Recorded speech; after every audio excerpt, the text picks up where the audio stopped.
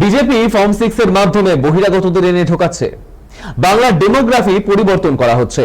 এই নিয়ে সাংবাদিক বৈঠক করে অভিযোগ জানায় তৃণমূলের সর্বভারতীয় সাধারণ সম্পাদক অভিষেক বন্দ্যোপাধ্যায়ের নেতৃত্বাধীন প্রতিনিধি দল। এরপর মঙ্গলবারও এই নিয়ে তপ্ত হয়ে ওঠে কমিশনের দপ্তর।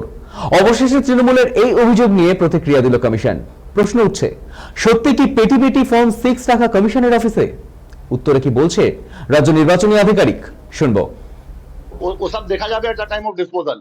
বাট এখানে দিয়া সময় আমরা কোনো ইন্টারোগেশন করি না, কোন কি দিচ্ছে না দিচ্ছে। আমরা নট ভেরিফাইড লিখে আমরা ডকুমেন্ট এত পেলাম, নট ভেরিফাইড নিয়ে নিই আমরা।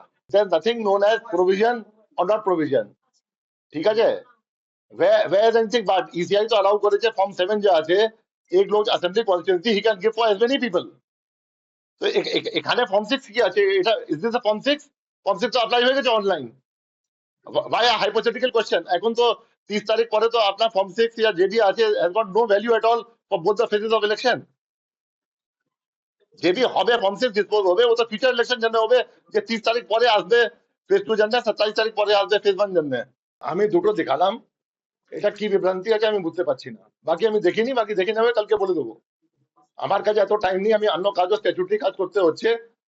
আমার কাছে এসছে, আমাদের অফিসার বসে আছে যে কনসার্ন সেল থেকে, ওরা নিয়ে এসছে, দুটা দেখালাম আপনাকে, কালকে গোটা বান্ডেলে পরশু বলে দেবো। বিভ্রান্তি করবে কি করবে আমার যায় আসে না। আমার যায় আসে যে ডকুমেন্ট আমাদের অফিসে আছে ওটা রিসিপ্ট হবে, ওটা প্রসেস হবে অ্যাজ পার রুল, কিন্তু কাকে জমা করার কোনো নিষেধ নেই। আপনার গভর্নমেন্ট অফিসে কোনো নেই যে আমুক ডকুমেন্ট নিষেধ, আনলেস ওখানে কোনো এক্সপ্লোজিভ আছে, या কোনো হ্যাজার্ডাস ম্যাটেরিয়াল আছে, या কোনো প্রিভেন্টিভ ম্যাটেরিয়াল আছে, নিষেধ ম্যাটেরিয়াল আছে, ও ছাড়াও কি আছে আসতেই পারে। এখানে কি আছে অফিসে? দেখুন এসব জিনিসে আমাদের যে আছে এই ভিডিও আমাদের যায় আসে না। এই কন্ডাক্ট রুলসে যে ছেলে মেয়ে যে পাঠাচ্ছে, নিজে কিছু স্বার্থ জন্য পাঠাচ্ছে, বাট এটার জন্য আমাদের কোনো নেই। আমাদের ট্রান্সপারেন্ট অফিস আছে, you can come and see anything in the office. আমাদের অফিস কোনো সিক্রেসি কিছু নেই যেটা আছে, না আমাদের অফিসে কোনো জাসুসি আছে যে প্রত্যেক অফিসে আমি জাসুস করবো, একটা আইবি লাগিয়ে দেবো পিছিয়ে, ওটা ফোন ট্যাপ করে নেবো, এটা করবো, এসব আমাদের নেই। হ্যাঁ, এটা 2000 আছে, 4000 আছে, 10,000 আছে আমার কাছে। যখন আমার ডকেট হয়ে যাবে, দেখো সব তারপরে I can give the figure.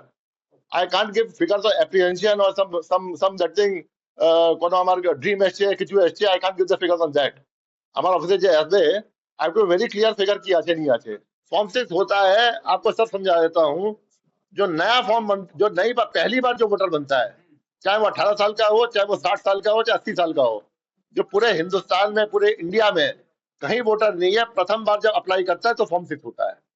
एक बार आपका वोटर लिस्ट में नाम आ गया, अगर आप स्थानांतरण करते हैं एक स्टेट से अन्य स्टेट पे, या एक कॉन्स्टिट्यूंसी से दूसरी कॉन्स्टिट्यूंसी में, तो आप फॉर्म 8 भरते हैं उसमें।